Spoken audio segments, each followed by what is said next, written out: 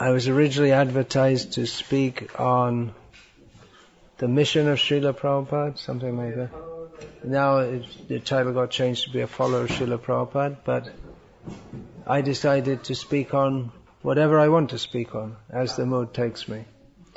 And I was going to speak on something else, but as you just came into my room, I've only been there a few hours, but I already talk of it as my room.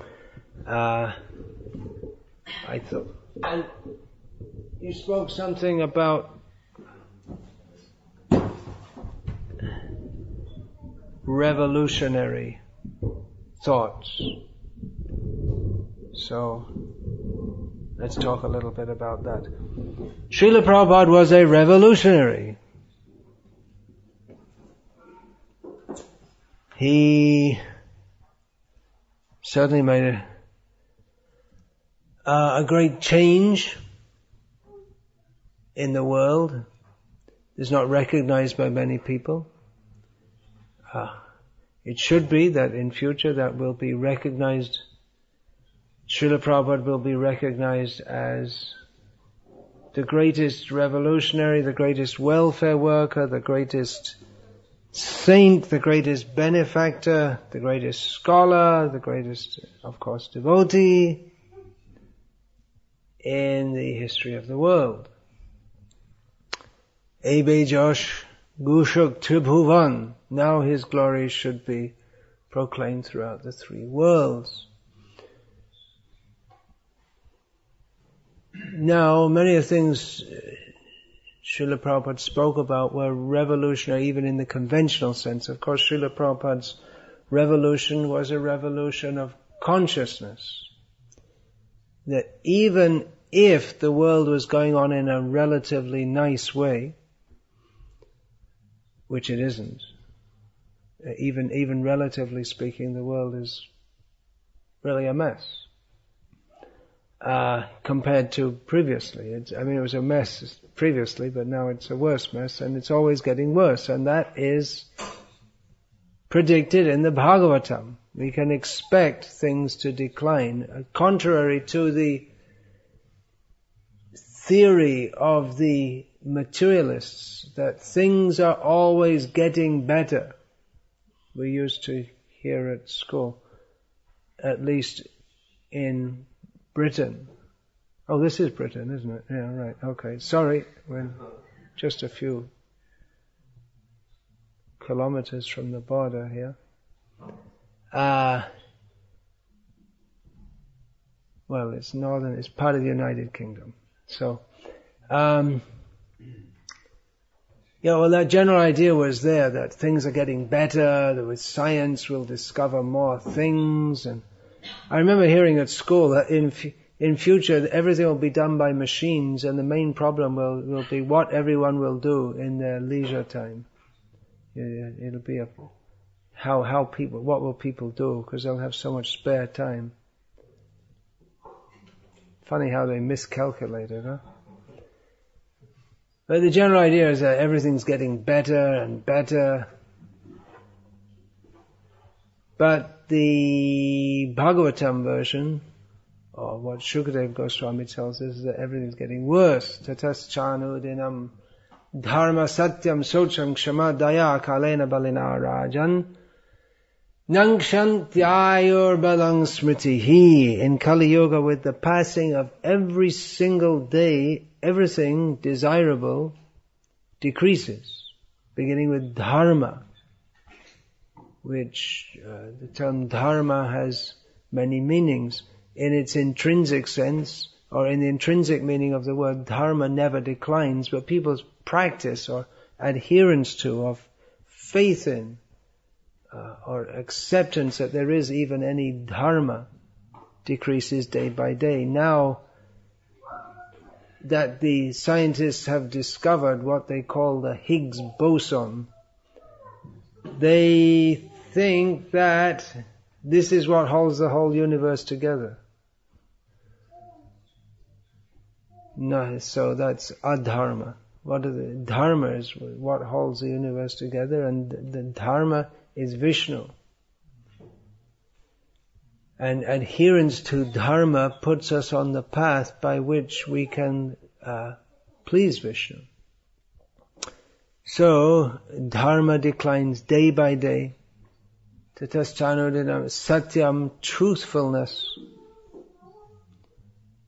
Nowadays, I say day by day that everything's declining. Well, that's cumulative.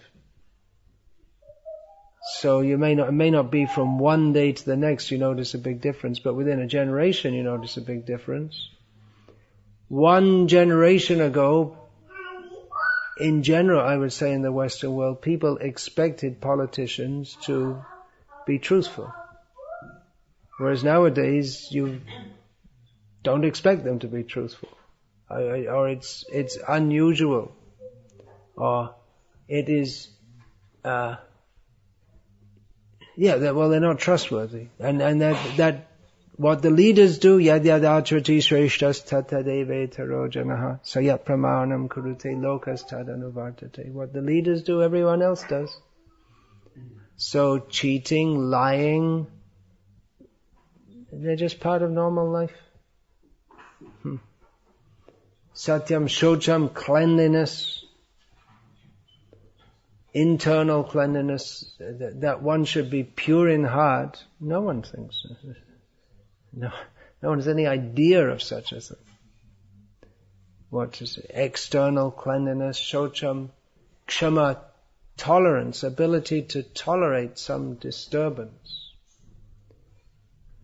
Or there are so many disturbances in the modern age, and by machines we want to try and make everything tolerable. So when it's hot, which I don't think it ever is here in this particular location, then we have fans and air conditioners. When it's cold, we have heaters. But it used to be that people just tolerated. Now they don't tolerate, and there are so many machines to lighten the workload. And then what happens is that people, they become so weak that if there's any little disturbance, their body gets sick. And even if there isn't any little disturbance, they're just sick all the time because their bodies have no strength.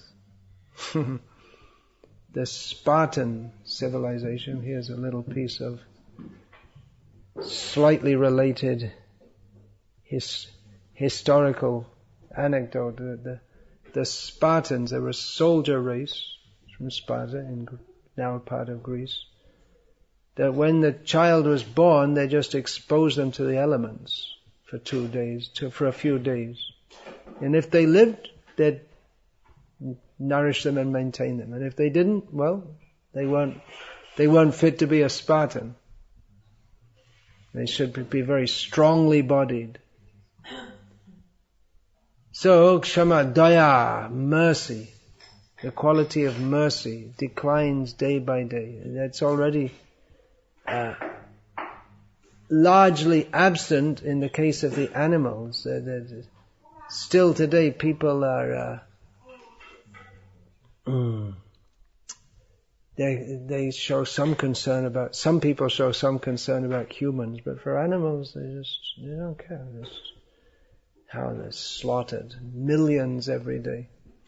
And even you see the politicians are discussing what to do in Syria and Iran, but their main concern is not how much people are suffering, but how their own political interests will be served. They're merciless. Anyway, I'm just giving a few examples because you were saying, you just said to me how we don't want to get too much into discussing all these things, but the Bhagavatam describes real life situations in this world, and we can see from the newspaper how the Bhagavatam is correct. I mean, even if the newspaper is slanted or lies, but we can see what is the condition of Kali Yuga. That's why one of my friends, he always refers to newspaper is the Kali Yuga Purana. The thing is not Purana, it's fresh every day. So Satyam said, Kalena Balina, by the mighty force of time, all these things, and lifespan decreases, bodily strength decreases. So it's some farm project we have there in South India. So speaking to local farmers, they say that, well, just one generation ago, the kind of work that people would normally do, they can't. The young people nowadays, they just can't do it. They're the sons and daughters of the same people who used to work so hard, but now they just can't do it. It's just one generation later. What happened? Well, there could be various factors there. The quality of food is going down, or whatever it may be. Nowadays, farmers who used to be the most active and people ready for physical work, at least in India, they're mostly all lazy because they've got everything's done by machine, and they don't want to do hard work anymore. And therefore they go to the city to get a factory job, and things decline. Smriti, memory, and other functions of the intelligence going down. How many people could multiply in their minds 2,700 by 54? Might be a hard thing for those who are brought up using these little digital things. I mean, I'd have a hard time too, probably, but at least at school you're supposed to be able to do that you're trained to do that kind of thing, but I don't know nowadays. At least the other day, when just 2-3 days ago, there was some simple calculation to do, and the devotees with me just seemed like bewildered. So these are just symptoms of Kali Yuga. So many people see that there is some need for a great change. We have to do something, and therefore there's Greenpeace and Amnesty International and what else? WikiLeaks and so on. Srila Prabhupada was ahead of the times of everyone. Before anyone else was talking about all these things, he said that this paper money is cheating. I know one God brother, he told me he joined the movement when he heard Prabhupada lecturing saying the United Nations is just for cheating. That America is cheating all the small nations. And he said when he heard that, he joined the movement, because he said no one had such insight. No one could see or imagine such a thing, because people used to think that the United Nations, it's actually for the purpose, it's supposed to prevent wars. Yeah, try putting that up again.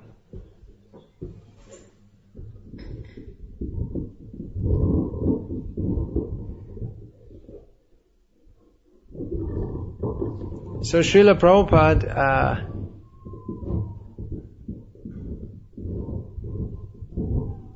he was not an armchair philosopher. He was definitely a philosopher. Nor was he simply talking in otherworldly terms. You know the term otherworldly? It means just like some mystic, and they have nothing to do with this world. They're just absorbed in transcendence. Just like the wife of William Blake said, well, I hardly know my husband. He's always in paradise.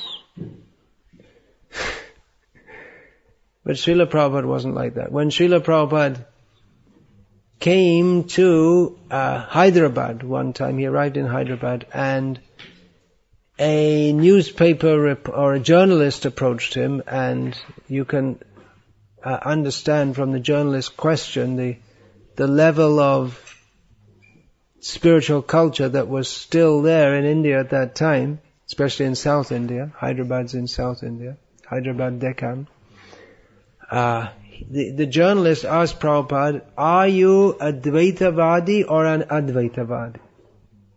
Nowadays you won't get journalists asking you questions like that. If you say things like that, they may not even understand what you're talking about. Do you know what I'm talking about? Dvaitavadi, Advaitavadi. Dvaitavadi means those who profess two-ness, and Advaitavadi means those who profess oneness. Shankaracharya is the overarching proponent of Advaitavada. In Gauriya Vaishnava language usually refers to as Mayavad, and Dvaitavad means those who accept two-ness, that there is Bhagavan, God, and there is everything else. So this Dvaitavad, Advaitavad has been the subject of philosophical contention in India for centuries. So the reporter asked Prabhupada, are you a Dvaitavadi or an Advaitavadi? And Srila Prabhupada scoffed at the question. And he said, this is not an important question. He said, there's not been rain here for 2 years. The whole area is suffering from drought. What we need is rain. And Prabhupada quoted, Arad bhavanti bhutani parjanyadana sambhavaha. As Krishna says, quoting Bhagavad Gita, Krishna says that all living beings subsist on food. And food is produced from rain. Yagya bhavati parjanyo yagya karma samudbhavaha. So rain comes from yagya, and yagya comes from prescribed duties. So Srila Prabhupada said, we have come here to perform Sankirtan Yagya. This is the practical solution. So Srila Prabhupada did. That came in the newspaper. It's a very bold thing for Prabhupada to say. Within 2 days there was heavy rain. Of 2 days of Srila Prabhupada doing the Sankirtan festival. So, a few years ago in Gujarat there was heavy drought.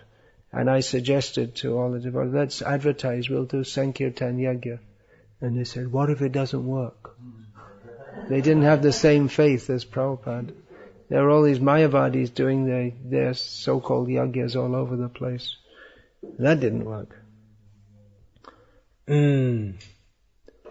So Srila Prabhupada was a practical, and he had a practical revolutionary program. He knew that there were demons in the world, but he didn't. That first thing, Srila Prabhupada he was ahead of everyone else chronologically in understanding the problems of the world and how various demons are manipulating it, how the educational system is cheating people. Still, most of the people of the world haven't woken up to that. There are very few people who have woken up to that.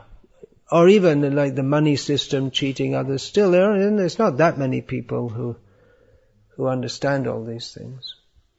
So Srila Prabhupada understood all of this. He commented on this in his books. And he had a practical program for revolution, which his program wasn't so much to go on and on and on describing in detail the activities of the demons.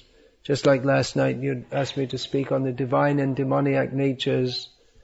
And I spoke a little bit about I mentioned Hitler and Monsanto and this and that. But I didn't get much into detail. I gave some examples. And at the end of the lectures, some of the people, they wanted to, get into discussing in some more detail about all these things. But I said that, well, it's not really necessary. It's just that we can understand the principle, how people who are extremely influenced by, as Krishna states in Bhagavad Gita, lust, greed, pride, envy, then they become callous and heartless in their exploitation of others. So Srila Prabhupada's solution was not to go into great detail,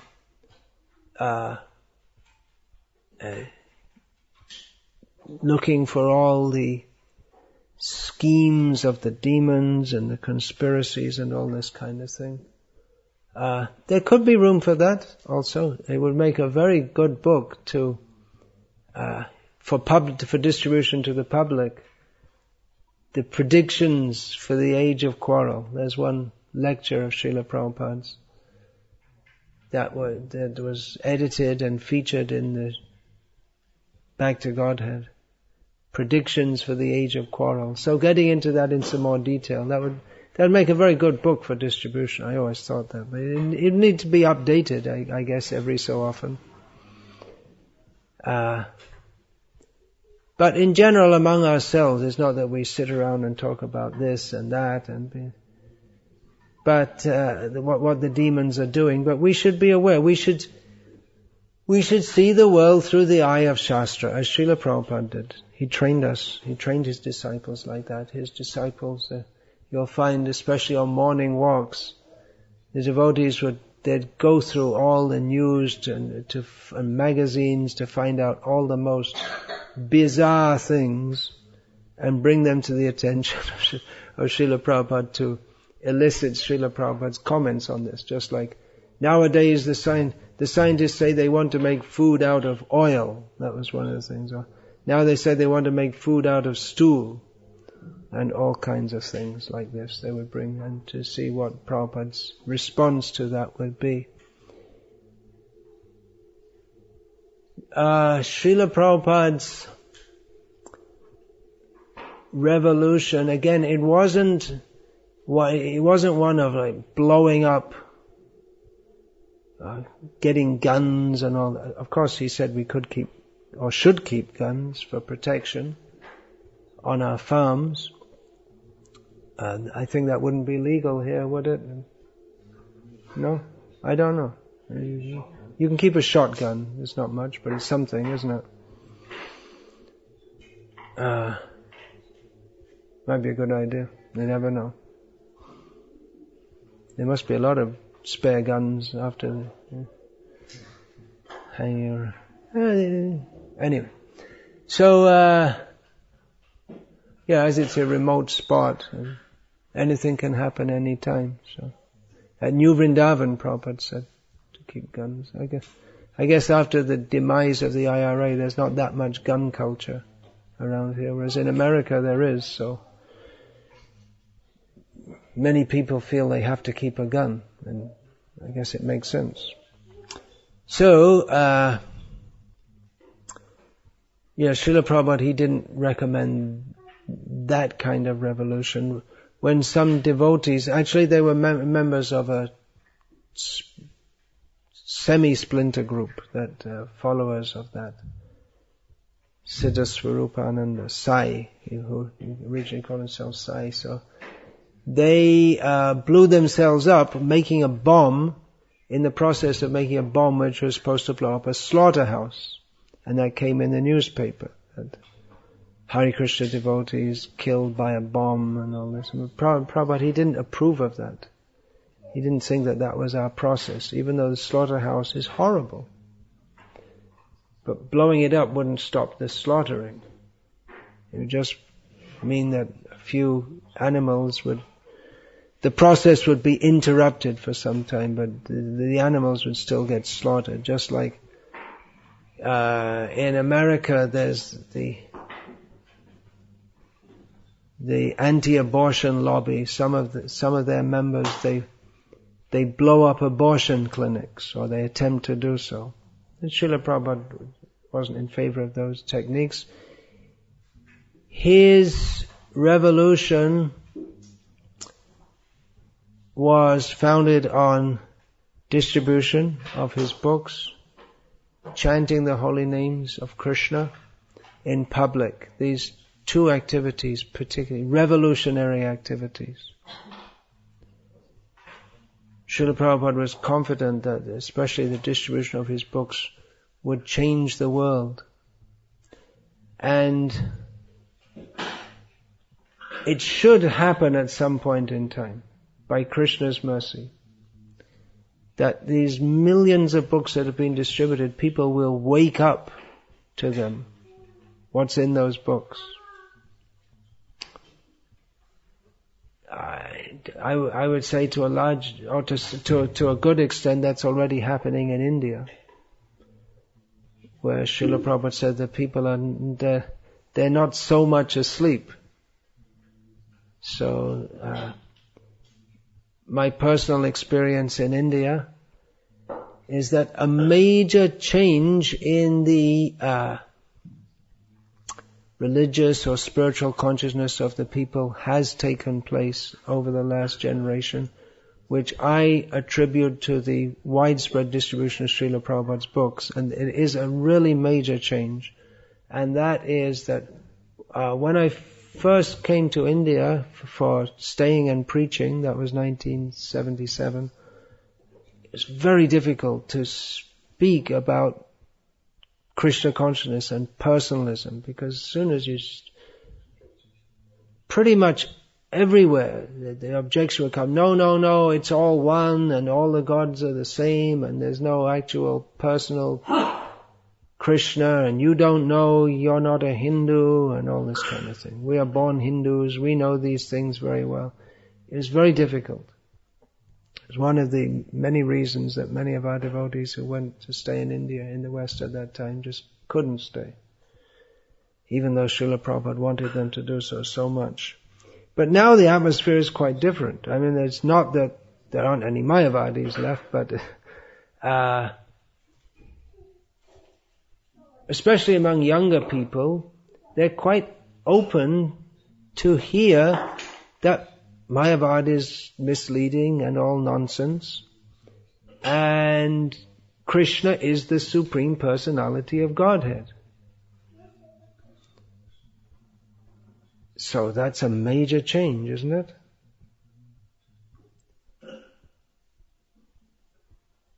So that I attribute to the widespread distribution of Srila Prabhupada's books.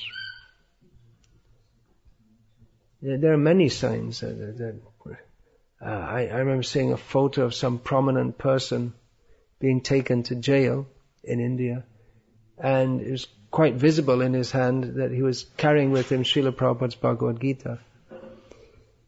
Recently, means a little over a year ago, some of one of the most famous industrialists in India, he ordered, I think it was 1,000 sets of 1,000 Bhagavad Gitas, but he wanted them specially printed in a deluxe, in a super fancy edition. Him and his wife had this idea to give to their friends, and they asked the BBT to do it. And Bhima Prabhu, the BBT trustee there, he asked this Mrs. Ambani that, why this edition? She said, well, when you think of Bhagavad Gita, you think of Prabhupada's Gita. So it's definitely had a tremendous effect. And even though so many bogus gurus have come into prominence, they'll come and go, but the influence of Srila Prabhupada's books will stay. So these books are having their effect. Sometimes we hear, actually this is Manidhar Prabhu's seminar, but anyway, no harm. No harm for me to say also, right, about this. You're speaking about book distribution. Doesn't mean that I'm banned from speaking about it. So they're having their effect in the West also, although because the West is just not, there's no vestiges of Vedic culture whatsoever here. It may not be so prominent or visible.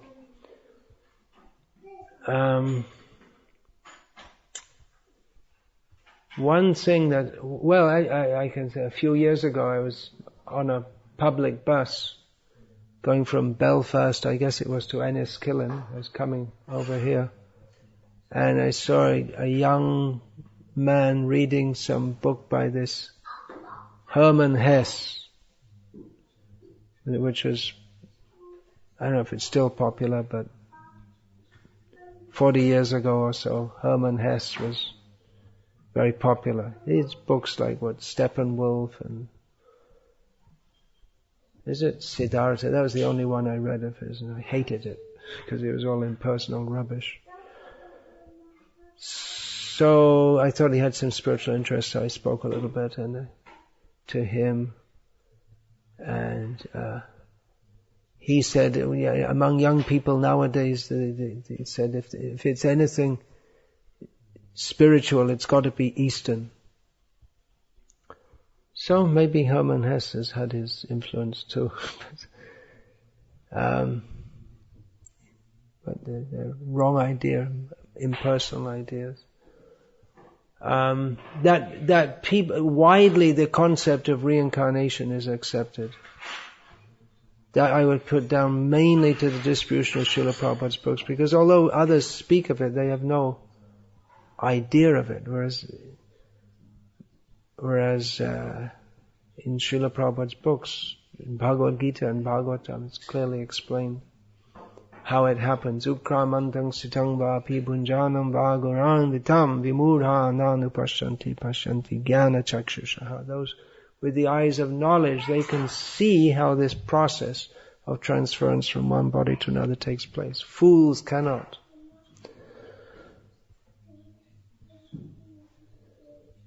So book distribution, that should be pumped on and on and on, along with going out on Harinam Sankirtan. There's some propaganda that people don't like this. Within our movement, it's such bogus propaganda that people don't like it. There might be one in 100 or 1,000 of people who really don't like it, but otherwise people do like it, right? Like yesterday at the airport, it's very positive. Everywhere, people, and people are so miserable, and they see people happy. Unless they're real demons who hate to see others happy, then they'll be happy to see others happy, and they can understand this is something spiritual, even though they may not understand exactly all about it. So these should go on. Now, Srila Prabhupada also. So these two activities, they're outreach, we go out to people and spread Krishna consciousness, bring the message of Krishna consciousness to others. Now, Srila Prabhupada also said that 50% of his work is not done in the Varnashram, and that is really revolutionary, that going to the land and growing your own food, it's so revolutionary. It doesn't seem like it's revolutionary, but growing your own food and that you just cut out from this society. It's difficult to do because there are so many laws nowadays which work against that. But practically, if you live simply and just grow what you need. Of course, you may have to grow a bit more, because even in traditional culture, people need a little bit more than what they can produce on the land, because from time to time you might need to get some new cooking pots, for instance, something like that. And then gifts, especially at weddings, and to give gifts and to give the girl who's getting married some jewelry. So you may need to produce a little more, but Vaishyas, they have the productive nature. They like to produce and then distribute. That is the nature of Vaishya. Whereas in the modern age, Vaishya means they like to squeeze out of others. But a pious Vaishya means he produces and he distributes, not that he just accumulates for himself. So, the whole modern society is working on the accumulation principle. Work hard, buy things.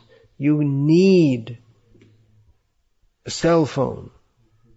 You need a motor car. You need a computer. You don't need any of these things. You need electricity. You don't need any of these things. So, those who can go and live on the land, they are making a revolution, at least in their own lives, and as that increases, it will become an actual social revolution, and at some point it can undermine the whole modern way of life, which requires people to be part of the worker-consumer system. Now, of course, living on the land in itself is, it's socially it's revolutionary, but of course it doesn't serve any real purpose unless there's chanting of Hare Krishna. So the real revolution is one of consciousness, but when one's consciousness is raised, then one's material needs decrease. So it should be natural for devotees to be happy to live with little and not desire more and more things which are of no actual use to them. Of course, living in modern society, preaching in modern society, we also utilize computers, phones, airplanes, and all these kind of things. But Srila Prabhupada's blueprint for the massive devotees, and that not everyone's going to be running around all over the place preaching here and there, but many people can come and take to Krishna consciousness and live simply in communities. So this is actually revolutionary. If we can do this, organize it, or even unorganized individuals can just go live on the land, and that's very good advice. In a world in which the whole economic and political and social system, it's all so precarious, it's very good advice to get a little land and grow your own food a long way away from any city. Because if and when the cities collapse, which they could do at any time, and are likely to do at some point, and they're very unsafe anyway, it won't make any difference. If the euro collapses, which they're talking about, if you're growing your own food, which these demons won't allow you to do practically, but if you can find some corner hidden in between some mountains, they've got you chalked out, but then you won't be affected, because if you have your land and you're producing food, then you've got what you need, right? You're not dependent on supplies being brought in. If the supply chain stops, then you're in trouble. And if you're close to a city, you're in trouble too. If you're a long way away, and then you're a long way away from the degrading influence of that also. So I'm told that in America there are many young people who are doing this, materially qualified people with the opportunity to get good jobs. Young people are just thinking, hey, we don't want to be part of this, and they're moving to the land, the vast lands in America.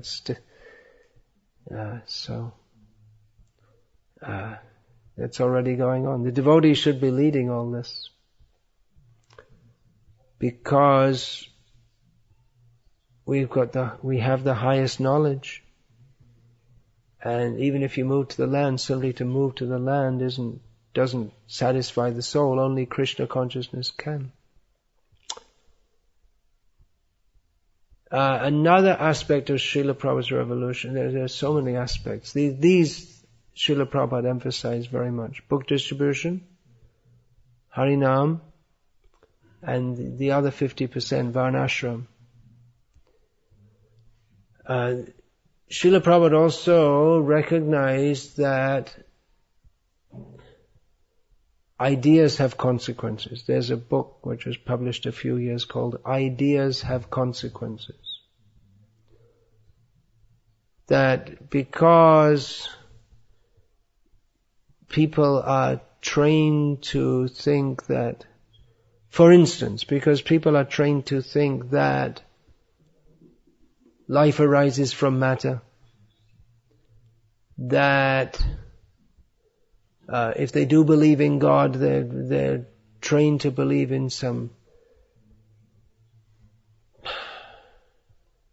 frightful person who, if you don't get it right, he burns you in hell forever.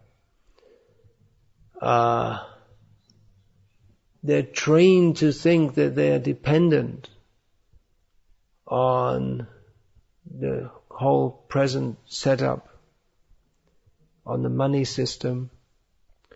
So Srila Prabhupada,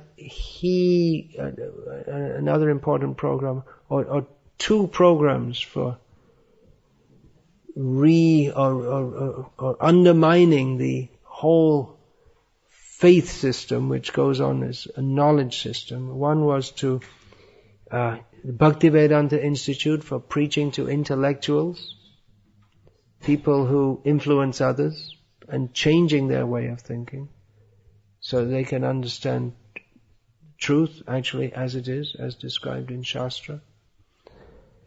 And another was the Gurukul, to train boys specifically from the beginning in the science of the Absolute Truth so that they could become preachers of Krishna consciousness in future, so they become expert in understanding the Bhagavad philosophy, and they can go anywhere and preach the principles of that to others. So these are the principles of Srila Prabhupada's revolution.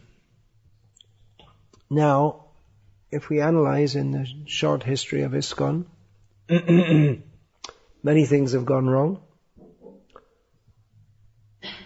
Still, Krishna is the Supreme Personality of Godhead. And even if things go much worse than they have in our society, Krishna will still be the Supreme Personality of Godhead. And Srila Prabhupada, his empowered representative. So, we can all take part in the revolution of Krishna consciousness, starting with ourselves, the revolution of consciousness in our own minds. It begins with ourselves. Srila Prabhupada in one purport requested, he stated, I'm paraphrasing, that one pure devotee can deliver the whole universe. We therefore request all the members of the International Society for Krishna Consciousness to become pure devotees so that they can deliver others. So it begins with ourselves. If we want to be pure devotees, as Krishna wants us to be, as Srila Prabhupada wanted us to be, we may think, well, that's a long way away, we're so fallen and everything, but at least that attitude that we simply want to serve Srila Prabhupada and Krishna without any personal motive, without any changing the message or changing the philosophy, and just focus that on the point that we are eternal servants of Krishna and we are meant to serve Him without any personal motive. So that is the pure devotional attitude, that if someone has that, then they become different to everyone else and they are given potency from Krishna to influence others. So it starts with ourselves and we can spread that to others on a small scale, on a wide scale. Everything begins on a small scale. If we try to do big things without having the small things in place, it doesn't work. Srila Prabhupada started off in a storefront in New York, and he spent time and trained the newcomers. Then he went on like this. So they're training, bringing people in, training them. Nowadays, as in 1966, newcomers, they come, if we go out to the world, to propagate Krishna consciousness. And then if they come, they'll come, and some will stay and become convinced if we put time and energy into convincing them. And it's just not automatic that people come and they just take up Krishna consciousness. Gallons of blood, Srila Prabhupada said. We spread gallons of blood to bring one person to Krishna consciousness. So it takes a lot of sacrifice and effort and on our parts. We may put gallons of blood into a person, and after some time they just fade away and they don't show any more interest. That's the preacher's burden to do that. But unless we're prepared to do that, then we can't expect people to commit themselves to Krishna consciousness and take up the mission of Krishna consciousness unless we are prepared to put our energy into, and just like parents traditionally, I don't know in the modern time, but they give so much energy to bring up their children and really give themselves. So that's required. It's just not automatic that people come and you give them a beginner's guide to Krishna consciousness and that's your job done. But how much preaching is required as they try to understand this philosophy, and they have so many misconceptions and attachments, and they don't know what to do, they have to be shown what to do. It's easier not to show them what to do, and then all standards go down, and then there's no real Krishna consciousness if there are no proper standards. Just like, for instance, there was a time in our movement when the initiated devotees wouldn't imagine to come in the temple room wearing kami clothes. Times have changed. I think it's better round the other way. Out of respect for Krishna. So, that's just an example. How, it's easy, we don't bother, this, that. And Krishna understands, and that can go for everything. And then standards go down, and the whole idea that everything that we're doing, we're taking the effort to please Krishna, that becomes gradually lost in the take it easy approach. But then, if we take it easy and we water things down and say, it's easier for people to come to Krishna consciousness, but people who want to revolutionize their lives, who want to aspire for the ideal of Krishna consciousness, they won't aspire for it if there's no ideal set. People who are really going to commit themselves to this movement and carry the revolution forward are those who are seeking an ideal, who want something better than the mediocrity offered by the present society. So there are just a few thoughts. So much more could be said, but just a few thoughts for now. Much more could be said, as I say. So, I guess I could take discussion for a few minutes about this. Anyone want to say anything? Yes, please. Maharaj, just tying what you said now with some of your recent lectures about your concerns for ISKCON. Tying in what I said now with some of my recent lectures about concerns for ISKCON, yeah. And the conclusion that you came to, that you said, even though there's many ways in which things are being emphasized, which is changing the direction Srila Prabhupada set for ISKCON, but at the end you concluded that you didn't want to leave ISKCON, you still want to work within the institution.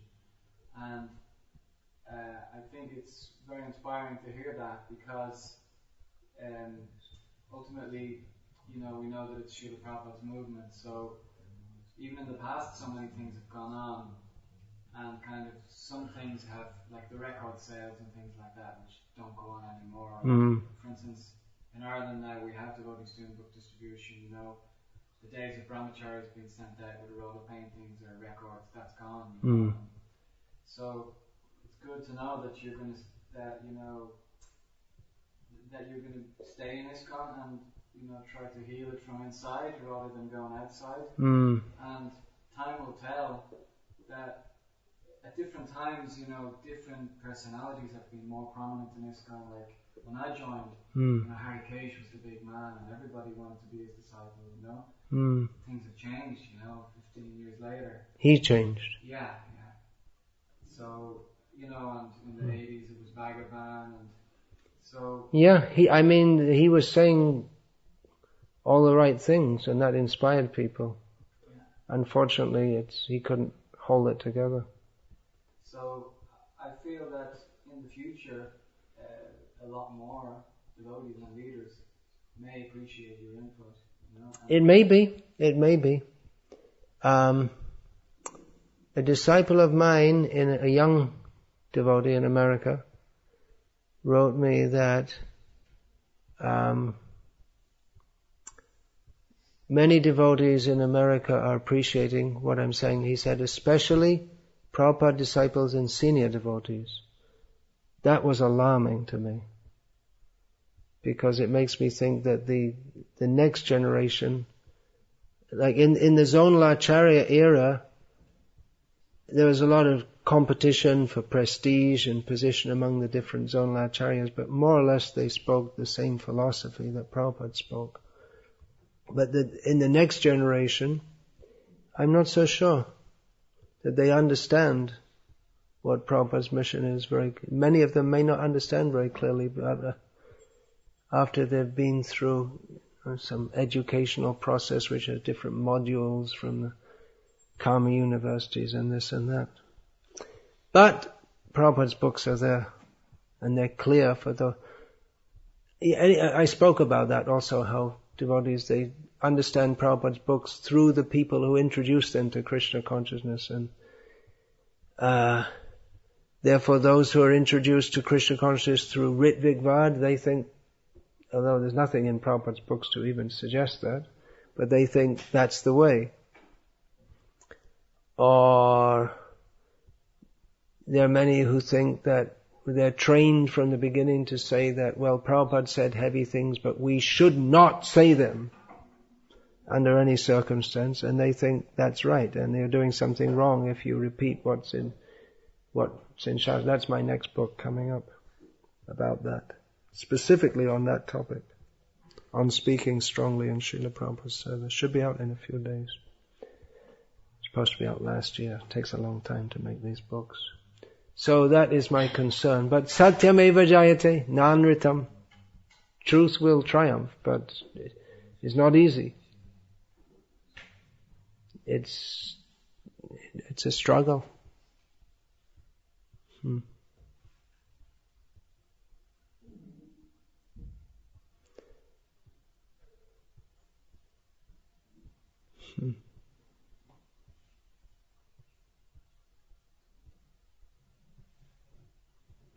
Yeah. Yeah, I think it's a test of kind of virtue, a test of, staying in ISKCON is a humbling thing, but that's what we want. I had an experience with that. We work in the market selling prasadam, and one lady that we know, she said, I had a difficult day, I had a hard day, and I said to her, why don't you chant Hare Krishna? And she started chanting.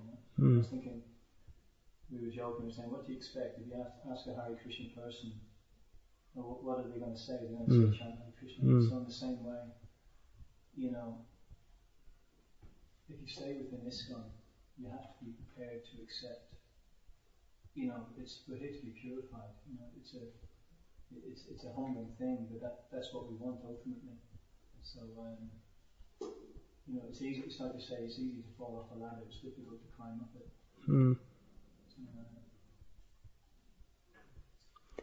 The rungs of the ladder should be strong, and the ladder should be placed in the right place, so that we're going up to the right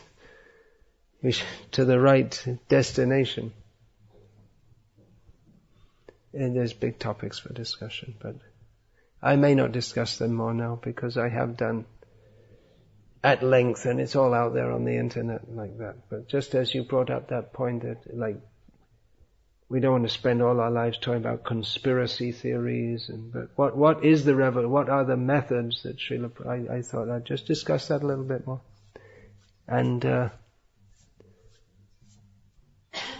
it's nothing new for any of you, no doubt, but it's good for us to hear. Simply promoting vegetarianism, that's not going to change the world.